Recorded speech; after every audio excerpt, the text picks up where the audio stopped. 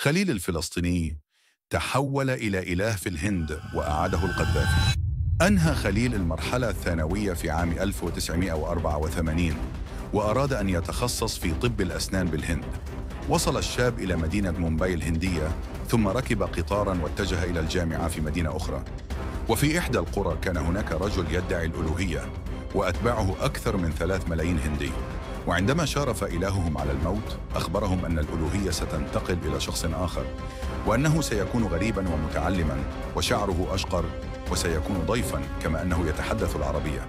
مات الإله فأقام له أتباعه المراسم الخاصة بدفنه وقرروا الذهاب لمحطة القطار. وصل الشاب الفلسطيني إلى محطة القرية للاستراحة حيث شاهده أتباع الإله المتوفى ووجدوا فيه المواصفات المطلوبة. هبوا نحوه يرحبون به، يقبلون رأسه ويديه ويسجدون عند قدميه، حيث استغرب الشاب خليل مما يحدث. حملوا متاعه وذهبوا به إلى المعبد وأجلسوه على كرسي الإله.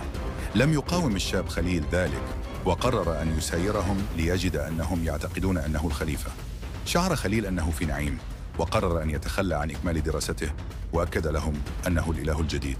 كانت أنديرا غاندي رئيسة الحزب الوطني تحتاج دعما من بعض الطوائف الدينية وغيرها، فطلبت من خليل الدعم لكنه رفض مساعدتها لأنه لا يريد الدخول في الأمور السياسية. اتصلت غاندي بالرئيس ياسر عرفات وأخبرته أن فلسطينياً أصبح إله في الهند ويعبده الملايين وأنها تحتاج إلى دعمه. غضب عرفات من فعل هذا الشاب وادعائه الألوهية وقرر أن يرجعه لبلده بأي شكل، فاتصل بالرئيس القذافي وطلب منه مساعدته في إرجاع الشاب الذي يدعي الألوهية. وفعلا نجح القذافي وتم إحضار الشاب إلى الضفة الغربية حيث فقد ألوهيته في الهند وعاد إلى إيمانه بالله عز وجل. اللهم ثبتنا على الدين والإيمان، وصلوا على رسول الله.